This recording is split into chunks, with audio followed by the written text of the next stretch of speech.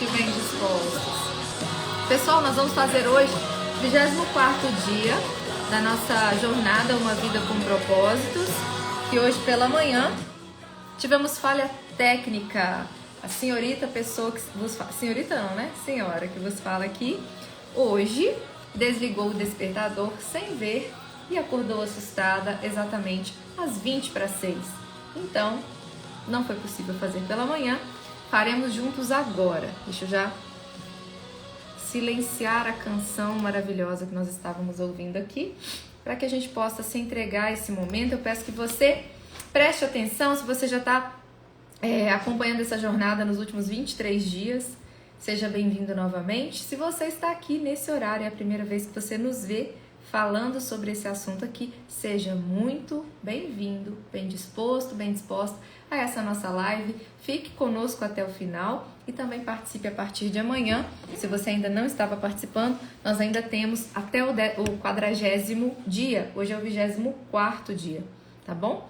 É um livro, é um devocional e a gente está aprendendo quais são os propósitos de Deus para a nossa vida.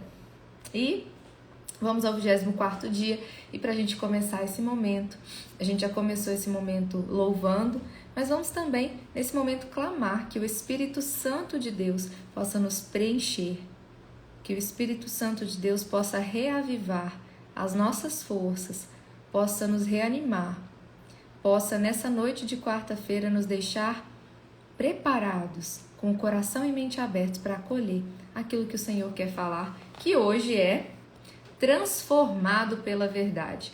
Camila, se você chegou agora e está por fora, fique conosco. E para você ficar por dentro, acompanhe lá pelo meu canal do YouTube. O canal se chama Lídia Noé. Tem uma playlist com todos os dias dessa jornada, do 1 até o 24. Os que não estão ainda disponíveis, que foram os últimos por conta desse feriado, vão ser disponibilizados até amanhã para vocês. E tem todos os títulos lá. Dia 1, dia 2, dia 3. E aí você pode assistir as outras lives e conhecer toda essa jornada que aconteceu todos os dias nos últimos 24 dias, ok? Então vamos lá. Transformado pela verdade. As pessoas precisam mais que de pão para a sua vida. Elas precisam se alimentar de cada palavra proveniente de Deus. Mateus capítulo 4, versículo 4. Agora me entrego a Deus, ao nosso Deus maravilhoso, cuja palavra poderá moldar vocês para que sejam o que Ele quer e conceder a vocês tudo o de que precisem nessa comunidade de santos amigos. Atos capítulo 20, versículo 32. A verdade nos transforma. O crescimento espiritual é o processo pelo qual substituímos as mentiras pelas verdades. Jesus orou: santifica-os na verdade, a tua palavra é a verdade. João capítulo 17, versículo 17. Santificação exige revelação. O Espírito de Deus usa a palavra de Deus para nos tornar semelhantes ao Filho de Deus. Para tornar-nos semelhantes a Jesus, devemos preencher nossa vida com a palavra. A Bíblia diz: por meio da palavra somos unidos e moldados para as tarefas que Deus deseja nos incumbir. 2 Timóteo 3, versículo 17. A palavra de Deus é diferente de qualquer outra, ela é viva.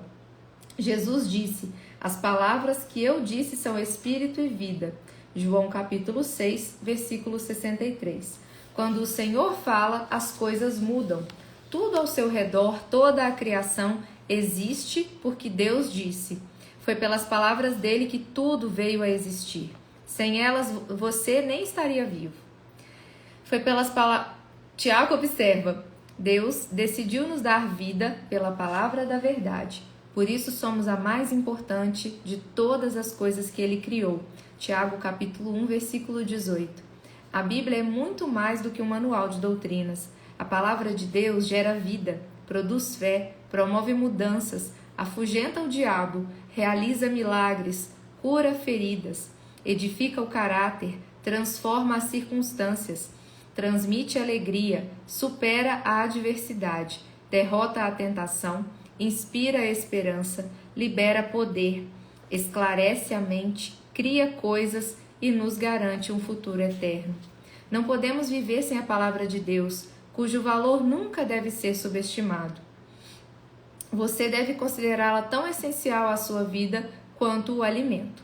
Jó disse: dei mais valor às palavras de sua boca do que ao meu pão de cada dia. Jó capítulo 23, versículo 12. A palavra de Deus é o alimento espiritual do qual você deve se alimentar para cumprir o seu propósito. A Bíblia é chamada mel, pão, alimento sólido e leite. Essa refeição completa é o menu do Espírito Santo para o fortalecimento e crescimento espiritual. Pedro aconselha: desejem de coração o leite espiritual puro, para que por meio dele cresçam para a salvação. 1 Pedro capítulo 2, versículo 2. Permanecendo na palavra de Deus. Existem mais Bíblias impressas hoje em dia do que jamais houve no passado. Mas de nada vale uma Bíblia na estante. Milhões de fiéis são assolados pela anorexia espiritual, morrendo de fome com a alma subnutrida. Para se tornar um saudável discípulo de Jesus, alimentar-se da palavra de Deus deve ser a sua primeira prioridade. Jesus chama isso permanecer. Ele disse: se vocês permanecem na minha palavra, então são verdadeiramente meus discípulos. João capítulo 8, versículo 31. Na vida cotidiana, permanecer na palavra de Deus inclui 3 atitudes. Devo aceitar sua autoridade, essa é a primeira atitude. A Bíblia deve se tornar o critério definitivo para a minha vida, a bússola na qual confio para saber a direção, o conselho a que dou ouvidos para tomar decisões sábias e o parâmetro que eu utilizo para avaliar todas as coisas. A Bíblia deve sempre ter a primeira e a última palavra em minha vida. Muitos de nossos problemas ocorrem porque baseamos as nossas escolhas em critérios duvidosos. Cultura, todos estão fazendo isso. Tradição, sempre fizemos isso. Razão, isso parece lógico. Emoção, pareceu-me a coisa certa.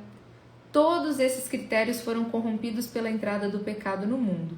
O que precisamos é de um critério perfeito que jamais nos aponte a direção errada. Somente a palavra de Deus supre essa necessidade. Salomão lembra: cada palavra de Deus é comprovadamente pura. Provérbios 30, versículo 5. E Paulo explica que tudo nas Escrituras é palavra de Deus. Tudo nela é útil para ensinar e ajudar as pessoas e para corrigi-las e mostrar-lhes como viver. 2 Timóteo 3, versículo 16. Nos primeiros anos de seu ministério, Billy Graham atravessou um período em que lutava com as suas dúvidas sobre a veracidade e a autoridade da Bíblia. Numa noite enluarada, ele caiu de joelhos e disse a Deus que, apesar das passagens confusas que não compreendia, daquele momento em diante depositaria confiança total na Bíblia, como a única autoridade para a sua vida e seu ministério. Daquele dia em diante, a vida de Billy Graham foi abençoada com extraordinário poder e eficácia. A decisão mais importante que você pode tomar hoje é estabelecer o que exercerá a autoridade máxima sobre a sua vida. Decida que, independentemente de cultura, tradição, razão ou emoção, você escolhe a Bíblia como autoridade definitiva para a sua vida. Estabeleça que antes de tomar qualquer decisão você perguntará: o que a Bíblia diz a respeito? Determine que quando Deus lhe mandar fazer alguma coisa, você confiará em sua palavra e seguirá em frente. Quer a ordem faça sentido para você, quer não, independentemente da sua vontade. Adote a declaração de Paulo como sua afirmação pessoal de fé. Creio em tudo o que concorda com a lei e no que está escrito dos profetas. Atos capítulo 24, versículo 14.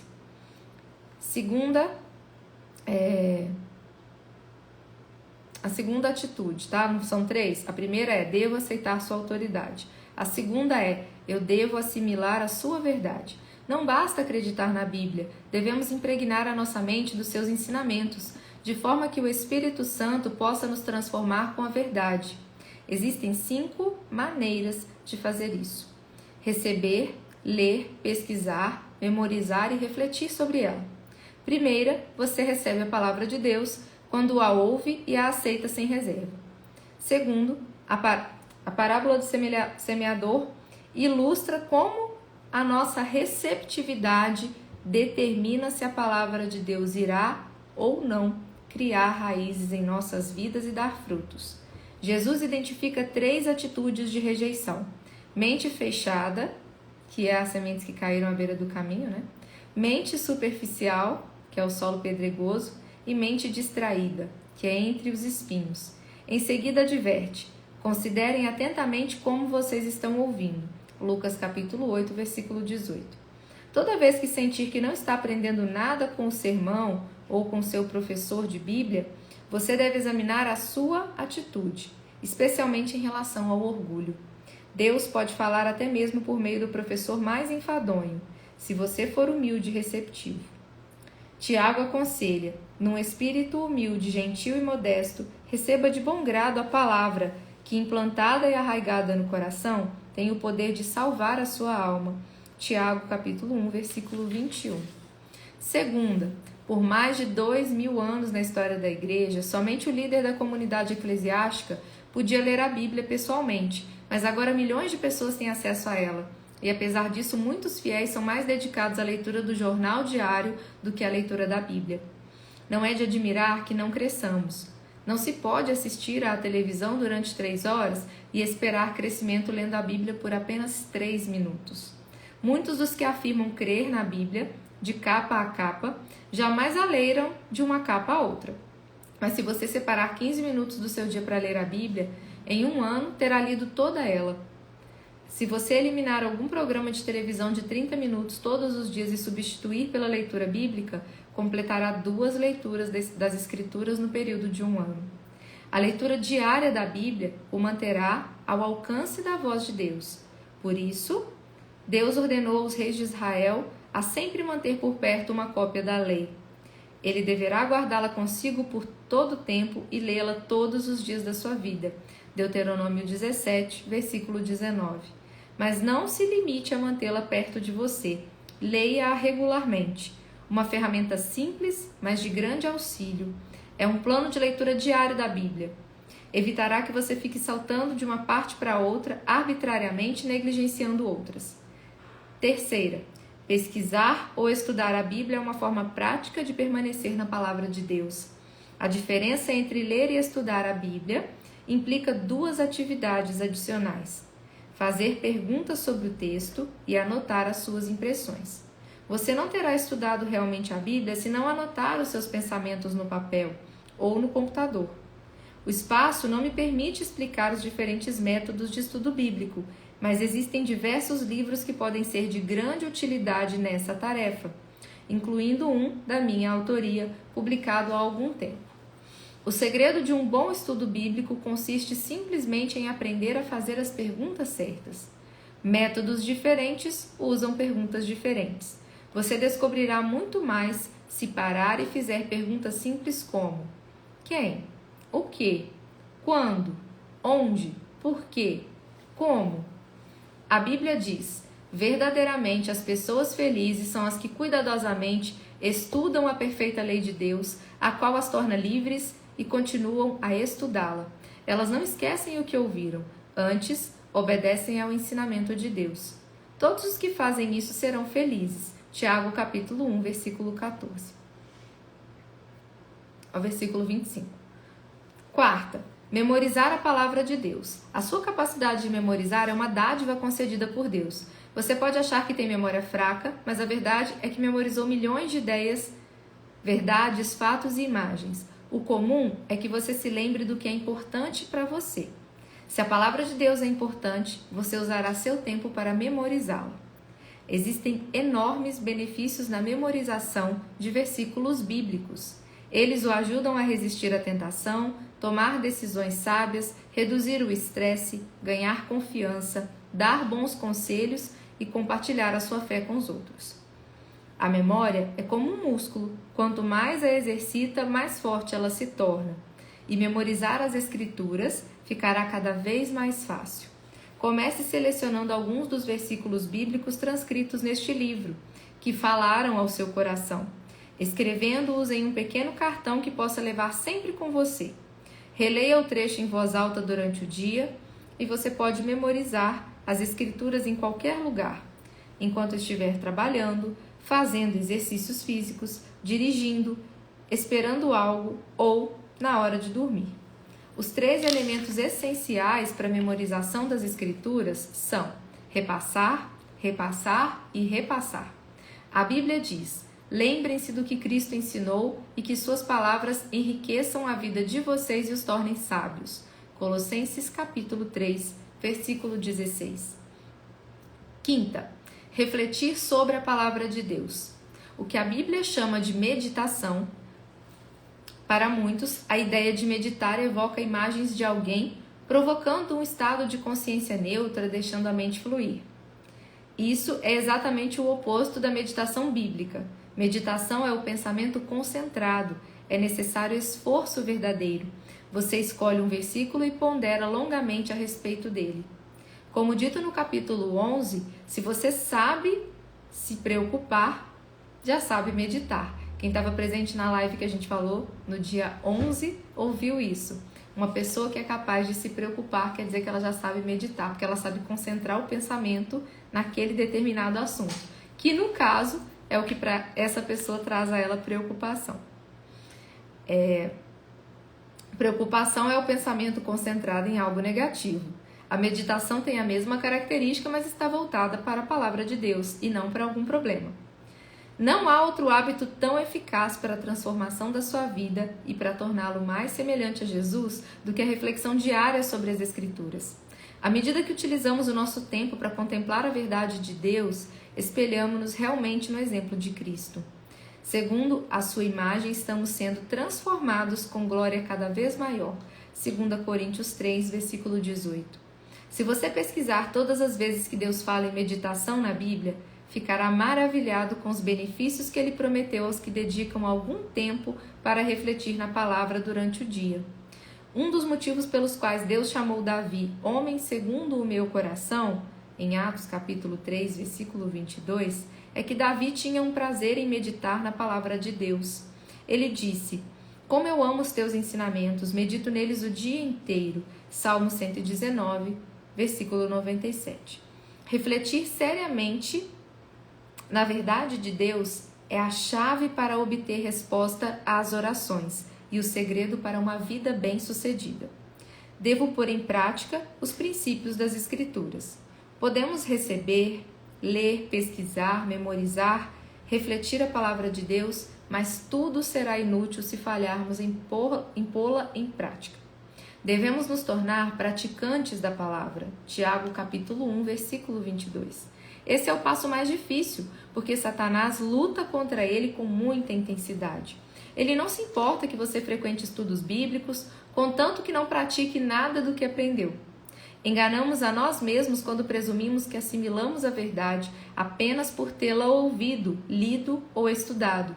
O fato é que, ocupado em frequentar aulas, seminários e conferências bíblicas, você pode não ter tempo de pôr em prática o que você aprendeu.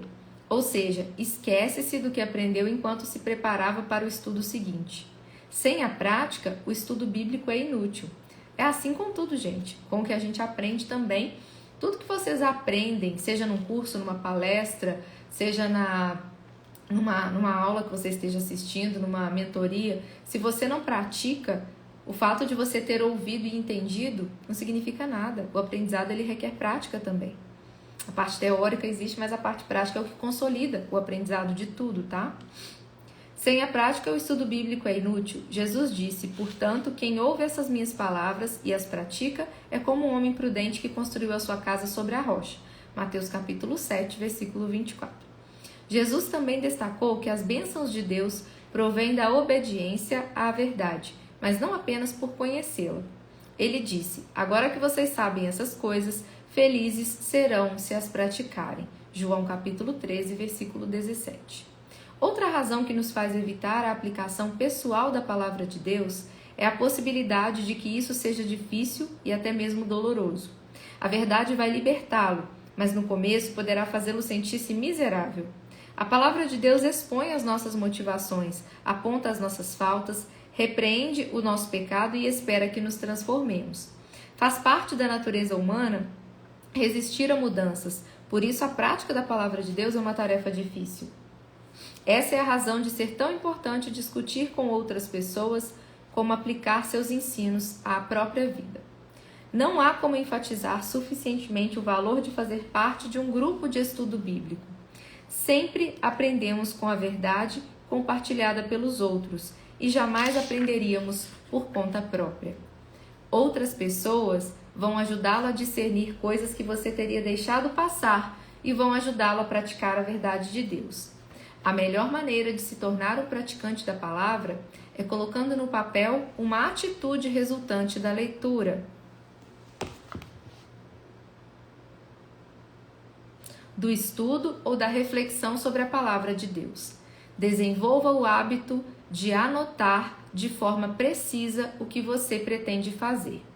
Essa atitude efetiva deverá ser pessoal, envolvendo apenas você, prática, algo que você possa fazer e verificável, com um prazo final para ser realizada. É como se fosse estabelecer uma meta, tá? Toda aplicação deve envolver tanto o seu relacionamento com Deus ou com os outros, quanto o seu caráter. Antes de ler o próximo capítulo, passe algum tempo pensando sobre essa questão. O que Deus já lhe pediu por meio da palavra que você ainda não começou a fazer? Então, escreva algumas medidas práticas que o ajudarão a executar aquilo que você identificou. Você pode, por exemplo, pedir a um amigo que não o deixe vacilar. Assim, disse D.L. Moody, a Bíblia não nos foi concedida para aumentar o nosso conhecimento, mas para mudar a nossa vida. Anota essa frase. A Bíblia não nos foi concedida para aumentar o nosso conhecimento, mas para mudar a nossa vida. Pensando sobre o meu propósito de vida, tema para reflexão: a verdade me transforma. Versículo para memorizar: se vocês permanecerem na minha palavra, serão realmente meus discípulos e conhecerão a verdade, e a verdade os libertará. João capítulo 8, versículos 31 e 32. Pergunta para meditar: o que Deus já me disse em sua palavra que eu ainda não comecei a fazer? Eu não sei com vocês, mas desde muito nova, o Senhor sempre foi muito cirúrgico em me falar através da palavra. Capítulo, versículo, e com a meditação me dar a sabedoria de compreender que aquela era uma resposta para a minha vida, de alguma coisa que eu tinha já pedido, perguntado em oração, ou mesmo alguma coisa que eu de alguma maneira conseguia já compreender que aquilo era a resposta dele para a minha vida. Então eu não sei como é com vocês, mas eu desde muito nova, a palavra de Deus ela sempre foi um grande instrumento de transformação, de amadurecimento e de respostas para a minha vida e para os meus diálogos com Deus. Use da palavra dele, tenha intimidade com a palavra de Deus. Para que você tenha intimidade com Deus, ter intimidade com a palavra dele também é parte disso, tá? Para vocês que estão aqui assistindo essa live hoje à noite, essa live acontece às 5h27 da manhã. Tá? Amanhã nós vamos para o 25º dia. Serão 40 dias, então faltarão ainda mais 15 dias. Se você gostou de estar aqui com a gente, você está convidado a estar com a gente nos próximos 15 dias. Vai ser um prazer ter vocês aqui. Lídia, mas eu estou chegando hoje, eu não assisti as anteriores. Lá no meu canal do YouTube, o canal Lídia Noé, tem uma playlist escrito Uma Vida com Propósitos e lá tem as lives dos dias anteriores, ok? Tô vendo aqui a Gessiane falando, comigo foi depois de mais idade, com 29 anos foi meu maior encontro com ele. Que bom que você teve seu encontro com ele, né? Então fazemos parte da família de fé, juntas, Gessiane. Eu vou compartilhar agora aqui no feed uma frase referente a esse capítulo, vocês podem compartilhar nos stories de vocês. Eu quero convidar todos que estão aqui para preparar o seu dedinho para você fazer um print da tela do seu celular agora comigo, segurando aqui o livro, para que você possa convidar outras pessoas a ingressar nessa jornada com a gente pelos próximos 15 dias ainda, tudo bem? Então vamos lá? 1, 2, 3, prepara o dedinho aí. Beijo grande para vocês, que agora eu ainda tenho mais pacientes hoje. Eu peguei esse intervalo aqui para já fazer a live com vocês, tá bom? Fiquem com Deus, nos vemos amanhã às 5h27. Lembrem-se de postar aí o print que você fez e me marcar, tá bom? Para poder convidar as pessoas para estarem com a gente nas lives e também de compartilhar nos seus stories e com as pessoas que você ama a frase do dia que eu vou postar lá no Twitter e vou repostar aqui no feed agora. Fiquem com Deus, gente!